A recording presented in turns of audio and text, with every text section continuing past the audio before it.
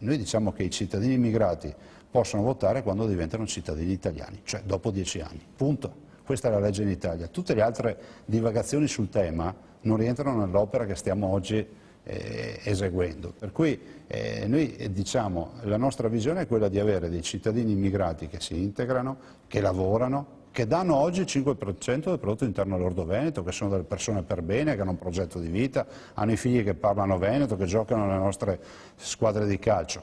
Però quando saranno diventati cittadini italiani voteranno. Questo è quello che noi vogliamo sostenere, null'altro di più. Sembra esserci un'ossessione nei confronti degli stranieri, in particolare nei confronti dei cittadini di religione musulmana. In particolare faccio riferimento adesso alle vere e proprie crociate che sono state fatte anche in provincia di Treviso, ma non soltanto per l'individuazione per esempio di luoghi di culto come le moschee. Domanda molto secca, non è più semplice cercare di amministrare un problema creando dei luoghi di culto e poi controllarli, pretendere per esempio che la preghiera sia in italiano, che ci siano dei rapporti con le autorità italiane, che non fomentare invece questa forma di respingimento dell'istanza di bisogno, insomma, di esprimere la propria fede, come invece sta accadendo in molte delle nostre città? Beh, questa è una giusta osservazione, però noi dobbiamo partire anche da un altro presupposto, che è quello che noi raccogliamo un'istanza del popolo. Il popolo ci dice che non è che ha paura del diverso, cioè questo sarebbe banalizzare il problema. Il popolo ci dice che comunque c'è un aspetto di reciprocità che oggi non c'è, che c'è un aspetto di rispetto delle regole della nostra comunità che in molti casi non c'è, perché insomma se la popolazione carceraria delle nostre carceri è rappresentata dal 70-75% degli immigrati e gli immigrati rappresentano l'8% della popolazione in Italia, vuol dire che qualcosa non funziona. O i nostri delinquenti sono diventati dei furboni, non si fanno più pizzicare, o gli immigrati li hanno sostituiti di punto in bianco e gestiscono loro il malaffare.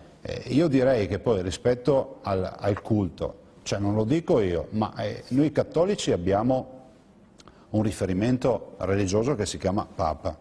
Loro hanno gli imam e ogni imam dà un'interpretazione poi del Corano. Ieri sera assistevo a una trasmissione in TV sulle reti nazionali e facciamo vedere la registrazione di una predica di un imam. Io sono quello che ha proposto le prediche in italiano, fra l'altro, cioè i sermoni, scusate, in italiano. E faceva vedere questo imam che in lingua araba sosteneva l'utilità di picchiare le donne. Questo su una rete nazionale alle 6 del pomeriggio. Allora, cioè io non è che voglio dire che gli islamici predicano il pestaggio delle donne, ma è un'interpretazione che questo disgraziato dava.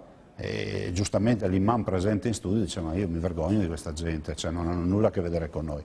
Però è altrettanto vero che nei centri islamici, ce lo dicono i rapporti, ci sono stati anche, come si può dire, sono stati anche coltivati i primi terroristi islamici, per cui ci sono molti aspetti che andrebbero chiariti, cioè il centro islamico non è la chiesa, cioè il parallelo non è la stessa cosa, non è che in chiesa da noi si va a pregare, nel centro islamico si va ad ascoltare il sermone, si va anche a coltivare molte passioni, tra le quali, viste dai rapporti nazionali, anche quelle di coltivare qualche delinquente, qualche terrorista. E noi dobbiamo prendere atto di questo, in un momento nel quale non c'è chiarezza. E lo abbiamo visto cosa sta accadendo, ad esempio per i lavoratori clandestini e tutto quello che è accaduto in questi giorni.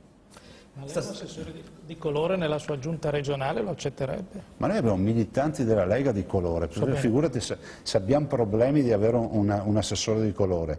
Il problema è che dovrà essere un cittadino italiano, essere qui quindi da almeno 10 anni, essere a posto con la fedina penale, aver rigato dritto e aver rispettato tutte le regole che comunque tutti i veneti rispettano.